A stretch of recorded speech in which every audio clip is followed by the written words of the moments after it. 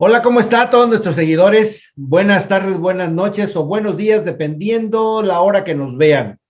Como les he comentado, en este año 2022 empezamos con 4 programas en este mes de enero, muy significativos para el aprendizaje de lo que nosotros hacemos en las diferentes terapias y como parte de nuestra formación complementaria. El día de hoy volvimos a invitar al doctor Alberto Beuchot, porque es una persona que conoce una gran cantidad de temas. ¿Y cuál es el tema que vamos a hablar el día de hoy? Les voy a decir el nombre y les voy a presentar a Alberto nuevamente, muy breve, porque ya lo hemos tenido aquí. El tema de hoy muy significativo para lo que realizamos los reikistas, así lo quiero entender, pero también en el concepto del ser humano como tal. El programa se va a llamar Homo Symbolicus. Y déjenme comentarles muy breve quién es Alberto Bouchot.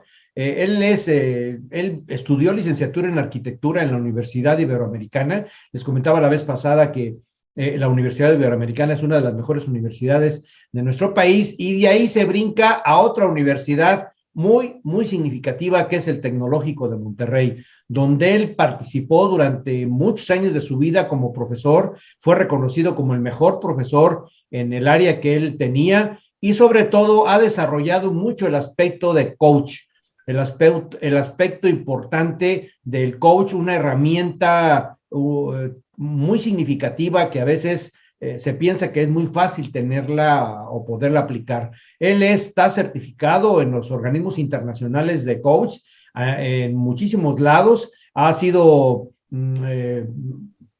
profesional de coach en muchas áreas como la Volkswagen, ha tenido muchas conferencias a nivel internacional, ha estado en países de Europa, de Sudamérica, de muchísimos lados, que quiero sintetizar este currículum que ya lo platicamos en el programa anterior y que me gustaría y los invito nuevamente a que vean ese programa que tuvimos ya hace de algunos meses con Alberto. Alberto, buenas tardes en México, ¿cómo estás? ¿Cómo has estado? Muy bien, Alfredo, muchas gracias. Agradecido contigo, como siempre, por abrirme un espacio en este programa y poder compartir con tus amigos, tus colegas, tus colaboradores, tus clientes inclusive, ¿no? Gracias. Muchas gracias, Alberto. Fíjate que este programa, como te comentaba fuera de cámara, me puse a tratar de encontrar algo de la información. Es un tema muy sui generis, es un tema muy curioso, es un tema que no todo el mundo maneja. Y nos hemos encontrado pues con algunos textos de Homo simbólicos, pero sobre todo me llamó mucho la atención lo que dice un filósofo, Ernesto Cassirer, ¿sí? Que dice que el ser humano a diferencia de los animales, y bueno, nosotros pertenecemos a ese reino animal, pero a diferencia de los animales, no es solamente la parte de su naturaleza física o metafísica lo que los hace ser diferentes a ellos, sino todo el aspecto simbólico. Y esto mismo lo dicen estudiosos de la Universidad Alberta en Canadá o de la universidades de Sudáfrica o las universidades de Oxford. Ese es un tema muy interesante, Alberto, que voy a dejarte, como siempre lo hemos platicado contigo y con otros invitados, propiamente como una entrevista, conferencia. Tú plantea este tema que es muy significativo y que te agradezco mucho que me hayas dado la oportunidad de tenerlo en este programa. Y si hay alguna pregunta, algún elemento que quiero que profundices o puntualices, pues yo te interrumpo. Adelante, Alberto. Claro, gracias nuevamente. Bien, efectivamente, cuando decidimos entre tú y yo llamar a esta conferencia, charla, Homo Symbolicus, por supuesto, habla de una característica particular del ser humano, ¿sí? Decía, entre otras cosas, Aristóteles que el ser humano es un zoon politikon, ¿sí? Es decir, un animal político, pero también es muchas otras cosas, homo faber, o el hombre que trabaja, o el hombre que transforma su entorno a través del trabajo, y dentro de estos epítetos que recibe el ser humano está el de homo symbolicus, es decir, el ser humano es un ser que se maneja, se comunica y se entiende a sí mismo a través de símbolos. Ahora, ¿qué significa un símbolo? ¿Qué es? Etimológicamente viene de simbolón, y esta a su vez viene de un verbo, simbalein, que quiere decir arrojar algo contra otra cosa. Esta palabra o este término se utilizaba cuando en la antigua Grecia se le encargaba una encomienda a una persona, ¿sí? Se solía partir un pedazo de madera o un pedazo de pan, ¿sí? Y se le entregaba a esa persona que se le encargaba la encomienda esta mitad, ¿sí? Y la persona iba, realizaba esta encomienda y cuando regresaba solía juntar el pedazo que se le había dado con el pedazo que se había quedado la persona que se le encargó para poder significar o simbolizar que la encomienda estaba cumplida, ¿sí? Cuando yo era chico, hace muchos años, pues, había un programa de caricaturas, de dibujos animados, que se llamaba Shazam, que era un genio con una parejita de adolescentes montadas en un camello que se llamaba Kabubi, ¿no? Y para poder llamar al genio, ¿sí? Estos dos adolescentes juntaban dos mitades de sus anillos y aparecía el genio. Esto me parecía muy importante porque cuando el ser humano junta y no divide, lleva una vida simbólica. El opuesto de simbolón es diabolos, ¿sí? Es decir, todo aquello que separa y que divide. Etimológicamente, diablo viene de esta palabra. Es decir, todo actuar humano que une, que unifica, que junta, que colabora, que sintetiza, es un acto simbólico, ¿sí? Y todo acto del ser humano que divide, que separa, que desune, que contrapone, es un acto diabólico. Entonces empezamos con la primera disyuntiva. ¿Qué tipo de vida le corresponde vivir al ser humano? Un tipo de vida que divide, que separa, que se enemista consigo mismo, en primer lugar, que se enemista y que se divide y se separa de la sociedad, en segundo lugar, que en tercer lugar se separa de la Tierra, del planeta en donde vive, y en cuarto lugar, que se separa del universo o del vacío cuántico fluctuante o de la divinidad. Entonces, vivir una vida diabólica es vivir total y absolutamente solo, aunque vivamos junto con otros, ¿sí? Y vivir una vida simbólica significa estar integrado consigo mismo, con la sociedad, con el planeta y con el gran concierto cósmico. Este es un primer apunte que yo hago sobre el Homo symbolicus, ¿sí? Y son dos tipos de vida totalmente diferentes. Ahora, todo el mundo, todo lo que nos rodea, puede ser leído de dos maneras. O de forma literal, de forma textual, o de forma racional, o de forma intuitiva, simbólica y profunda, ¿sí? Por ejemplo, el color rojo, pues entendido de forma literal, es un patrón vibracional con una cierta longitud de onda que le permite a los ojos del ser humano verlo como color rojo. Puede ser visto como un pigmento, ¿sí? Que si yo lo mezclo con otro pigmento, por ejemplo el azul, pues me da el morado. Pero el color rojo puede ser entendido simbólicamente. Si yo te pregunto, para ti, ¿cuál es el símbolo del color rojo? ¿Qué representa? ¿Qué viene a tu mente? Puede ser la sangre, puede ser la guerra, puede ser lo agresivo. Claro, claro. Entonces, si nosotros entendemos simbólicamente el rojo, lo vamos a relacionar, voy a seguir tus ejemplos, con la sangre en primer lugar. Y la sangre a su vez puede simbolizar vida, pero la sangre también puede simbolizar muerte. Y cada elemento que vemos en la realidad allá afuera tiene esta doble lectura simbólica, además de la lectura física racional, ¿sí? Entonces, todo símbolo se tiene a sí mismo y tiene su opuesto. La sangre, insisto, vida, y muerte, pero también puede ser violencia, ¿sí? Y también puede representar maldad. Y así podemos, cualquier objeto, cualquier acto del ser humano puede ser interpretado simbólicamente, ¿sí? Por ejemplo, vamos a hablar de dos símbolos importantes para la práctica de la disciplina, la teología cristiana. Vamos a hablar del pan y del vino, ¿sí?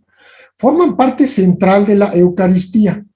Si lo interpretamos literalmente, pues es un pedazo de harina, o en la ortodoxia griega, el pan sí es un pedazo de pan que se remoja en una copa con vino tinto diluido con agua y se le da al fiel en la Eucaristía, ¿sí? Pero en realidad, el pan, ¿qué simboliza?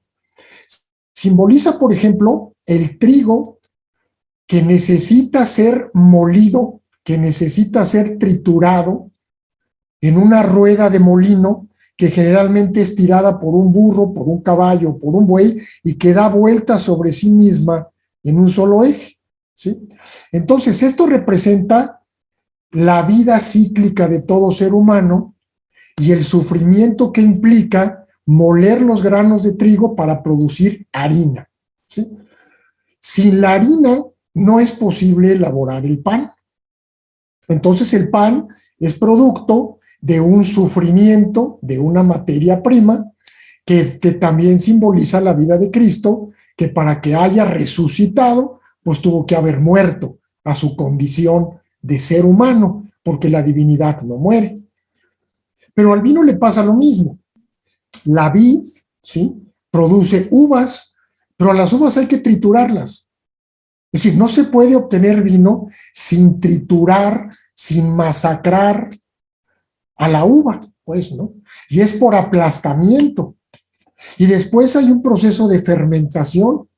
Es decir, hay una transformación de la naturaleza de la uva, hay una transformación de la naturaleza del trigo para poder crear el pan y el vino, que a su vez simbolizan a Cristo mismo para cerrar este círculo, pues. Y en la Eucaristía misma simboliza, ¿sí?, la ingesta de la divinidad. Es decir, para incorporar a la divinidad, hacerla cuerpo, necesitamos ingerirla, ¿sí? Y esto puede ser simbolizado como una teofagia, ¿sí? O una,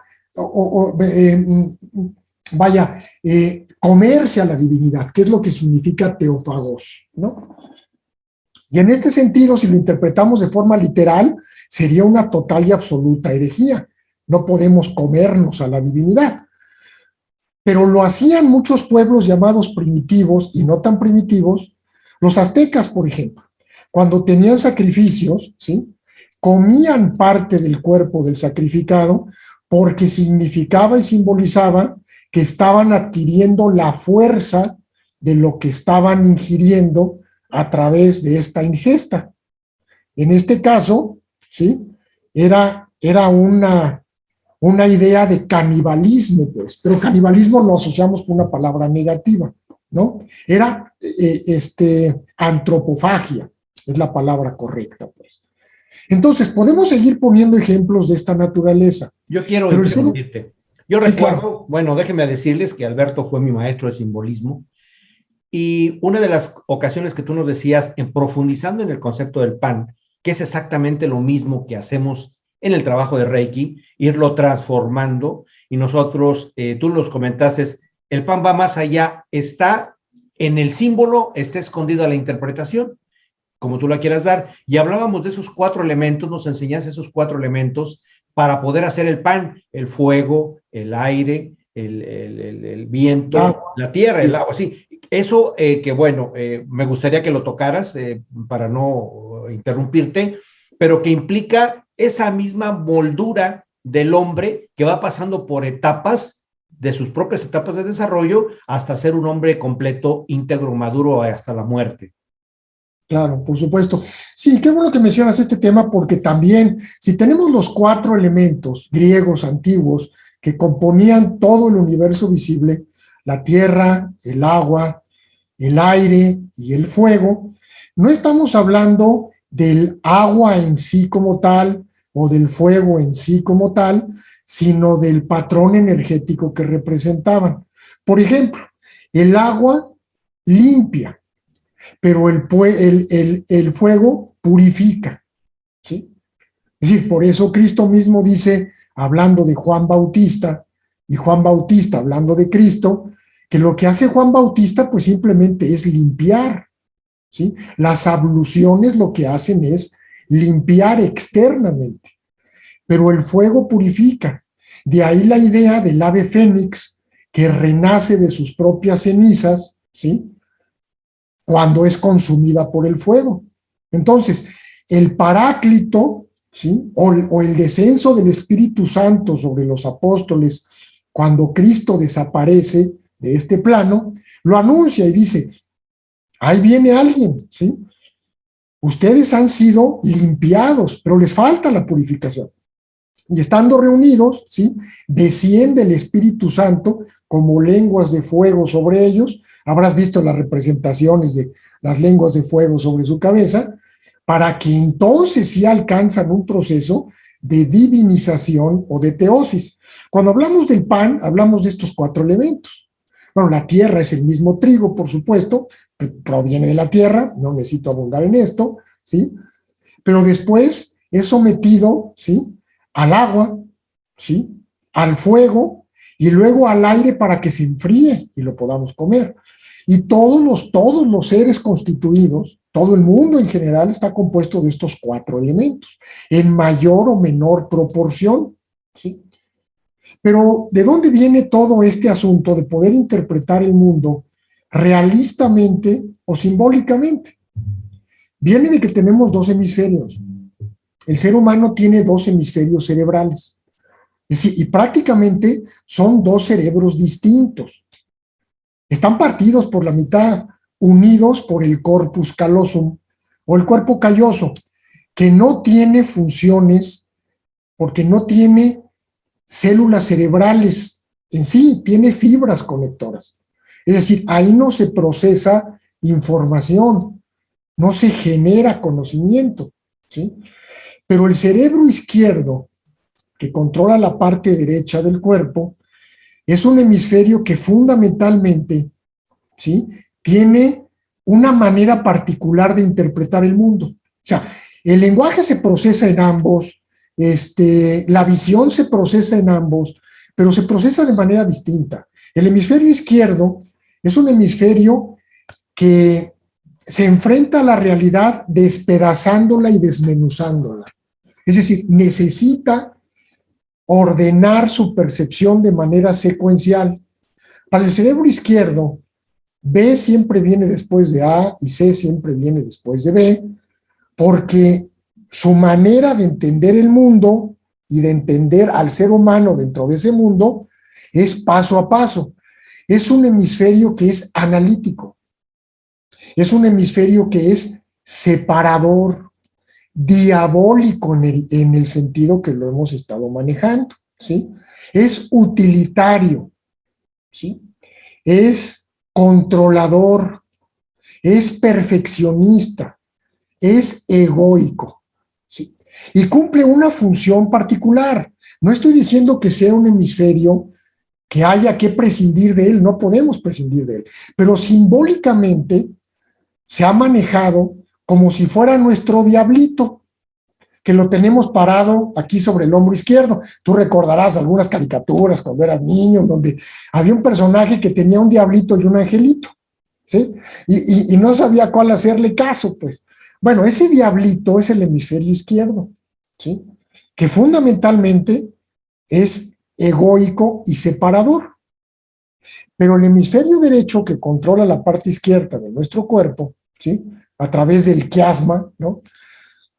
Lo que hace es integrar. Su manera de percibir el mundo no son las apariencias reales, ve más allá. Donde ve un perro, lo que hace es ver el amor incondicional y la fidelidad. Digo, si tú piensas en un perro, pues vas a pensar simbólicamente en el amor incondicional. El perro no cuestiona, el perro siempre va a lamer la mano de la persona que lo atiende. El perro te brinca y te brinda cariño como si fuera la primera vez que te ve, a pesar de que saliste a la esquina a tirar la basura. Mira, O sea, Alberto, siempre está ahí, yo ¿no? quiero aprovechar esto que tú estás comentando, porque hay un tema muy ríspido en el grupo internacional de quien realizamos el Reiki, el concepto de las iniciaciones. Hay personas que se les dificulta entender por el exceso de trabajo del hemisferio izquierdo el simbolismo de una iniciación, lo que implica el trabajo iniciático, simbólico y todo lo que hay atrás de representación, porque la iniciación no es algo racional, no es ir a recibir una moneda. Una iniciación desde el punto de vista hermético, alquímico, esotérico, metafísico, como tú le quieras poner con algunas, tiene un concepto y un significado más profundo en esa transmisión de algo que nosotros pensamos, que es la transmisión de la esencia superior. Pudiéramos hacer un paréntesis y tocar un poquito el significado de una iniciación, Alberto. Claro, nada más cierro esta parte del Sí, hemisferio sí, sí, diciendo sí. que el hemisferio derecho ve el bosque y el hemisferio izquierdo ve los árboles. Ahora, el hemisferio derecho ve, percibe simbólicamente, pero el hemisferio izquierdo lo ha matado, lo ha vilipendiado, lo ha sojuzgado a través de un proceso educativo en el que hemos crecido sobremanera la parte izquierda y hemos eliminado prácticamente la parte derecha, no como funciones cognitivas ni fisiológicas, sino como formas de interpretar el mundo. Y por eso hemos perdido el simbolismo. El cerebro izquierdo es el texto literal y el cerebro derecho es, por ejemplo, la poesía, ¿sí? Que le dota a las palabras de un carácter totalmente distinto. Cuando alguien dice, me ilumino de inmensidad, el cerebro izquierdo dice, pues qué ridiculez es esta, no me puedo iluminar de inmensidad si la inmensidad no tiene luz. Pero el cerebro derecho es el que dice, así me gusta comprender la realidad. Y el concepto ingenieril del hemisferio izquierdo ha prácticamente sojuzgado al hemisferio derecho. Ahora, tocando el tema que tú mencionas, a ver, los seres humanos somos iniciados por el simple hecho de nacer y por el simple hecho de ser parte de una divinidad. No más que esa iniciación la tenemos en latencia. ¿Sí me explico?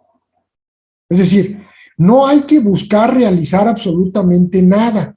Hay que darse cuenta de lo que tenemos internamente.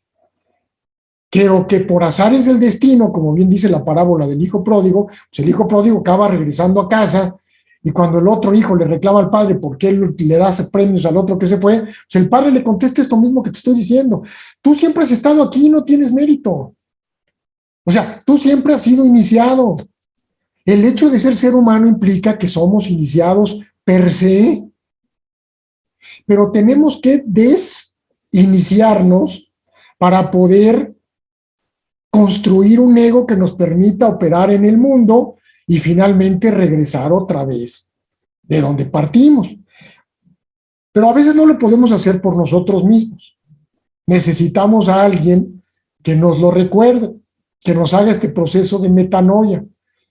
Yo la bronca que tengo con las iniciaciones es quién es el carambas el que da las iniciaciones. O sea, ¿con qué autoridad? ¿Y cómo podemos distinguir a alguien que tiene la autoridad para poder abrir la boca de la persona que se acerca buscándola y o no tiene la autoridad para hacerlo, pues? Pero el que inicia a alguien en cualquier disciplina, pues, ¿no? Es decir, todo proceso de carrera universitaria, cuando te entregan un título, pues te están iniciando dentro de la práctica de la profesión. Pues. O sea, lo que pasa es que hay niveles. Hay niveles, pues. Decía, por ejemplo, en el cristianismo primitivo, ¿no? Cuando se iba a realizar la Eucaristía, decía el sacerdote que salgan los perros de la sala, ¿no? y salían los que eran simplemente creyentes, pues, porque en la ceremonia de la Eucaristía no podía participar cualquiera. Dentro de la antigua tradición de la Iglesia Católica Romana, pues los diferentes cargos eclesiásticos obedecían a diferentes niveles de iniciación. Yo no sé si todavía sigue siendo así, pero también las personas que gobernaban naciones en Egipto antiguo, el faraón era iniciado dentro de la Gran Pirámide. O sea, la Gran Pirámide no era una cámara mortuoria, nunca enterró a nadie ahí. Cuando Napoleón invade Egipto, ¿sí?, pasa una noche dentro de la Gran Pirámide. Esto es un hecho conocido, pues. Y al salir de la Gran Pirámide, sus generales le habían advertido que no entrara en la Gran Pirámide porque temían por su vida, que algunos de los sacerdotes que todavía practicaban en Egipto cuando Napoleón invade, que pudieran atentar contra su vida. Pero Napoleón había pactado con los grandes sacerdotes. ¿Qué se sentía ver o pasar una noche dentro de la Gran Pirámide, en la cámara del rey, en ese, no era sarcófago, era un rectángulo de piedra, porque el sarcófago es que ya estás muerto, ¿sí? Y cuando sale al día siguiente le pregunta a sus generales qué pasó allá adentro, y él dice, yo no puedo revelarles lo que pasó. Pero recibió el espaldarazo de la gran orden de Egipto para poder hacer lo que hizo después. Lo que hacía el faraón en la Gran Pirámide era ser iniciado mediante una ingesta de una sustancia particular que paralizaba su cuerpo y dejaba su mente lúcida en la total y absoluta oscuridad durante 3 días. Si prácticamente moría y resucitaba. Y solamente así podía gobernar Egipto.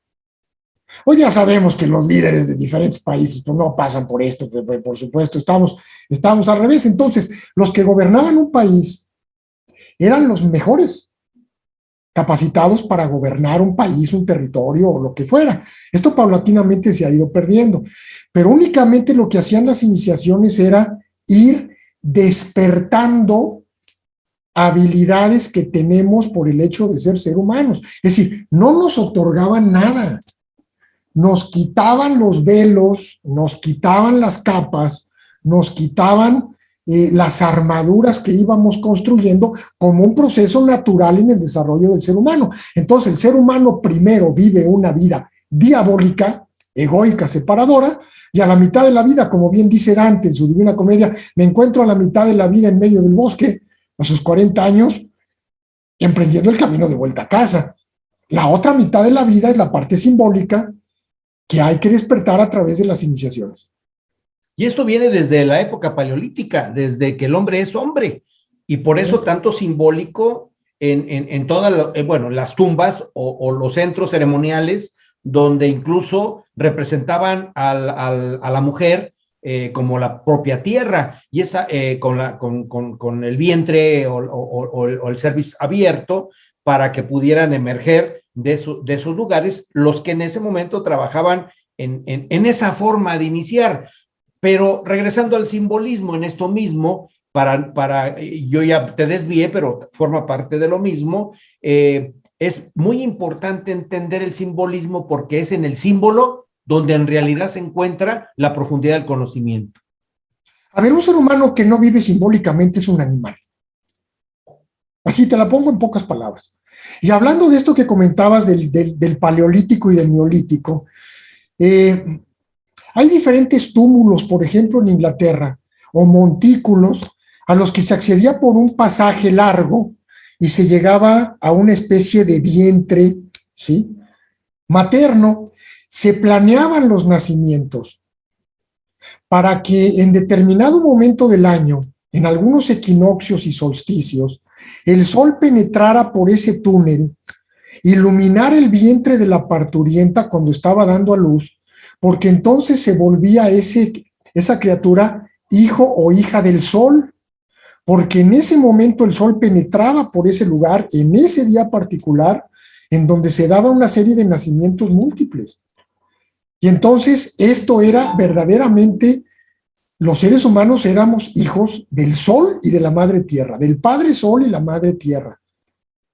Oye, Y esto Alberto, para culturas mal llamadas primitivas, pues todo esto lo hemos perdido. Hago otro ejemplo. Las plantas de las catedrales góticas en Europa, en la Edad Media, ¿sí? Tenían la planta del ser humano. Es decir, representaban a un ser humano, tenían 3 entradas, 2 laterales y una por los pies apuntando hacia el oeste, ¿sí? Y el altar estaba orientado hacia el este. Y la cúpula estaba justamente donde estaba el corazón de un ser humano que se acostara ahí. El templo ya no tiene esa simbología y esa planta arquitectónica. Entonces ahora ir a misa se convierte en verdaderamente un rito hueco y vacío, desprovisto de todos. como muchas escuelas que trabajan los procesos de iniciación y que fueron creados para quitar estos velos. ¿En qué momento, Alberto, en qué momento se rompe esta relación con el cosmos creador, y se pasa al concepto de pues todo es fácil, todo es normal y todo podemos accesar a todo porque se nos ocurre a algunos que hay que romper todo. No sé si en si el Renacimiento fue mejor o fue peor, y ahora en la época posmoderna, pues esto es una crisis existencial y por eso lo estamos viviendo todos, no solamente con problemas de la pandemia, sino que todo lo que lleva alrededor de. Claro. A ver, yo creo que se ha dado de manera continua desde que el ser humano habita en la era del Kali Yuga o esta era de hierro, ¿sí? Para los hindúes. Para los hindúes ha habido diferentes edades y diferentes humanidades, pero la última es la edad de hierro. Y paulatinamente se ha ido perdiendo esto desde que el ser humano es ser humano en esta época de la época de hierro. Pero ha habido épocas también donde la debacle ha sido más pronunciada. Suele pensarse que la Edad Media es una época oscura. Pues no, de oscura no tiene nada. Era una época que vivía desde un profundo simbolismo, que no tenía muchos de los avances materiales que tenemos ahora, pues por supuesto, pero tenía otras cosas a cambio que le hacían ver a un ser humano que vivía en paz con cómo se desarrollaban las cosas, porque creía firmemente que todo obedecía a un orden divino. Que algunos en la iglesia se aprovecharan de esto o no, esa es otra cosa. Estamos hablando de la historia de las mentalidades, que es muy distinta a la historia política del ser humano o a la historia económica, ¿sí? Y solemos pensar que la historia política, económica y social es la única historia que hay. No, hay que escribir la historia simbólica del ser humano, que dista mucho y que hace falta escribirla, pues. Pero es en el Renacimiento, o el mal llamado Renacimiento, donde el ser humano descoloca a la divinidad y se pone a sí mismo como centro e imagen de todas las cosas, ¿sí? Digo, basta ver la estatua de Miguel Ángel del David, ¿no? Para ver la arrogancia y el ego tan brutal que representa esto. Y cuando el ser humano se coloca a sí mismo como referente, pierde lo simbólico, ¿sí? Es decir, siendo que el ser humano es el símbolo de la divinidad por naturaleza. La divinidad está personificada en el ser humano, ¿sí? En el ser humano que sabe cuál es su papel y su lugar en la naturaleza, ¿sí? Es decir, la labor del ser humano es el vicerrector en la tierra, el representante de la divinidad en la tierra, ¿sí? Por eso le dice, a ti te voy a otorgar la facultad de enseñorearte sobre todos los seres vivos. Pero enseñorearte no quiere decir que eres el dueño soy yo, la divinidad. Tú simbólicamente eres mi representante. Y tienes que actuar como si yo actuara aquí en el gran concierto cósmico. Yo tengo otros mundos que atender, pero a ti te nombro como representante mío aquí. Y por lo tanto eres un símbolo, eres el símbolo mío en la tierra. Pero el ser humano no lo entendió. Y por eso es expulsado del paraíso terrenal, que es otro símbolo de un estado de conciencia y emocional que le permite al ser humano entender cuál es su papel. Cuando es expulsado del paraíso, no es expulsado de ningún lugar, es expulsado de una forma de entenderse a sí mismo. ¿Sí me explico? Claro, claro. Y qué bueno que estás comentando. No se trata de hablar de un concepto religioso, sino de nuestra cultura que está en nuestro contexto, porque no podemos hablar de otra manera si no entendemos la propia cultura. Y ahí nos estamos metiendo en ese concepto simbólico. ¿Hacia dónde iremos a parar, como dice la canción del Buki, hacia dónde iremos a parar con esta destrucción simbólica, pero en el ámbito, bueno, que impacte en el ámbito psicológico, en el ámbito espiritual y en el ámbito físico del ser humano? Cuando se rompe todo esto y ya se trata de juntar todo, se confunde lo sociológico con lo antropológico, con lo natural, con todos. Hay una serie de confusiones y de mezclas que es preocupante, Alberto. Claro. Bueno, mira, voy a decir algo que a lo mejor aparte de la audiencia no le va a gustar, pero eh, los seres humanos no somos iguales, ¿sí? A ver, la democracia, como nosotros la conocemos, es el gobierno por parte del pueblo, pero el pueblo no está iniciado. ¿Sí me explico? Es decir, cuando en la edad de oro, en la simbólica edad de oro, en otras encarnaciones de los seres humanos que no son esta, ¿sí? Las sociedades estaban divididas en clases, pero las clases no eran determinadas por la raza, no eran determinadas por el poder económico, no eran determinadas por el nivel de conocimiento material, eran determinadas por el nivel de desarrollo espiritual de los seres humanos.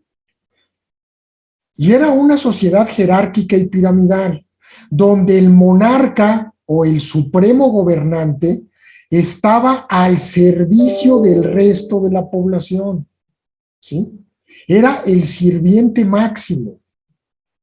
Y su labor era darle a todo el mundo lo que cada uno necesitaba para poder desempeñar el máximo potencial de acuerdo al desarrollo que tenía, ¿sí? Ese sería otro tema, pero ese no es el tema ahorita. El asunto es que cuando el mundo se pone patas para arriba y cuando el que gobierna es el pueblo bueno y sabio, que de bueno y que de sabio no tiene nada, y esto es el discurso de todas las democracias echadas a perder, ¿sí? Lo que sucede es que vamos a una debacle total y absoluta. Vamos a la destrucción del planeta Tierra, vamos a la desconexión con la divinidad y vamos a ser el peor enemigo de nosotros mismos, porque resulta que en una pretendida democracia hay que cuidarse del vecino porque el vecino pone en riesgo mi salud, el vecino pone en riesgo mi integridad física, el vecino pone en riesgo mi vida en general, porque vivimos una vida diabólica, egoica, donde no podemos tener solidaridad y no podemos construir comunidad. La comunidad es una unidad común, pero no significa que todos somos iguales. Y por favor no me malentiendan, no estoy diciendo, ¿sí?, que hay determinadas personas que hoy día pertenecen a una clase superior. Hoy día no pertenece nadie a ninguna clase superior. Y los que pertenecen a una clase superior están ocultos, no se manifiestan en la vida pública, ¿sí? No les interesa figurar, están haciendo su labor por abajo del agua, pero no salen en los periódicos, no están ahí, están en el mundo sin ser del mundo. Pero si esto continúa como está, si el ser humano no recupera su cualidad y su calidad de ser simbólico y de vivir simbólicamente, esto pinta muy mal. Muy mal. Es complejo, pero muy profundo los conocimientos, Alberto. Tenemos que regresar a la parte del homo simbólicos, a profundidad, para podernos entender y poder dar eso que queremos mucho, es el amor impersonal, eso que se hablaba tanto en todas esas escuelas que se busca el amor impersonal, pero algunas se aprovechan del amor impersonal por el amor económico, otras por el amor al poder, Entonces hay una serie de transgiversación de información.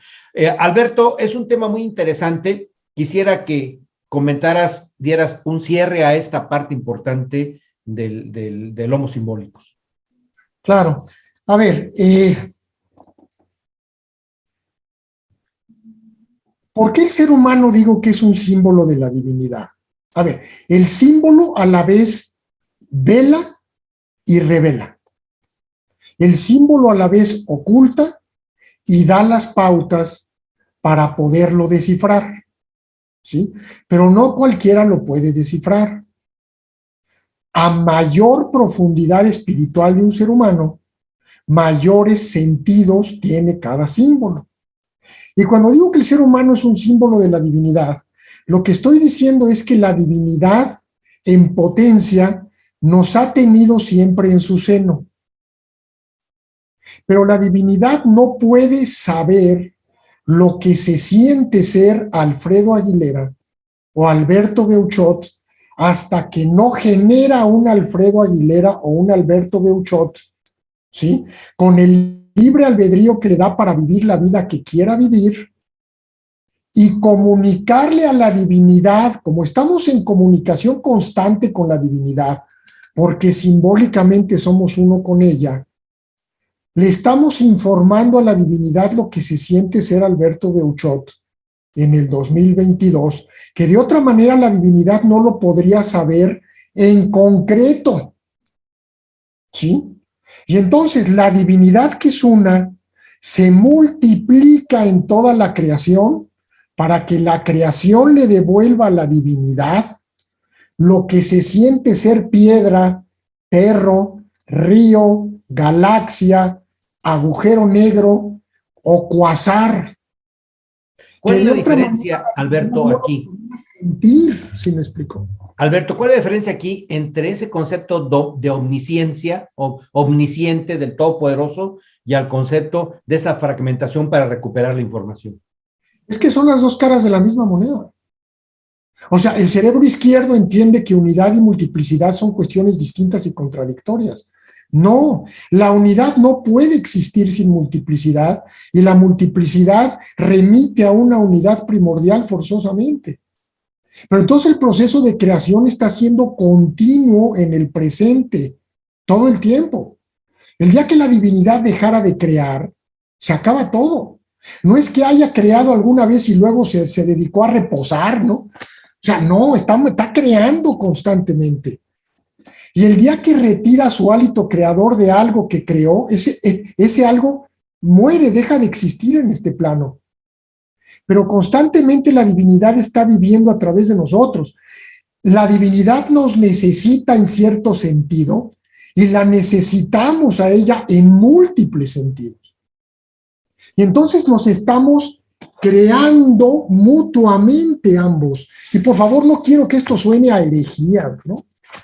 Estoy hablando de forma simbólica, ¿sí? Y este sería el comentario final de llevar una vida simbólica, que la conclusión es, en cierta medida y en cierto grado, todos somos la divinidad. Y la divinidad, en múltiples sentidos, es todos nosotros. Pero hemos perdido esto. No lo tenemos. Y queda en aquella frase donde dice, ¿quién eres? Yo soy el que soy, o sea, yo soy tú y tú eres yo, sencillamente ahí queda englobada todo eso. Pero queda en una frase más cercana a nosotros. Sí. Ama a la divinidad con todo tu cuerpo, tu alma y tu espíritu, con toda tu voluntad, tu mente, y ama a tu prójimo como a ti mismo, porque la divinidad, el prójimo y tú son uno solo, manifestado de diferentes formas. Muy bien, Alberto. Pues muy interesante, Alberto. Sé que me puedes hablar horas y horas como lo hacías cuando eras mi maestro, y yo siempre escuchándote y haciéndote preguntas. Espero que los que nos hayan visto pregunten a través de las preguntas del que permite el YouTube o el Facebook o el Instagram, y yo se las turnaré al doctor Alberto para que nos haga el favor de contestar algunas. ¿Verdad, Alberto? Por supuesto, con gusto y nuevamente pues agradecido contigo por estos espacios que me brindas. Vaya, yo ya no soy maestro de nadie, yo ya simplemente pues expreso lo que yo creo, siento en este momento, quizá mañana sienta y crea otra cosa.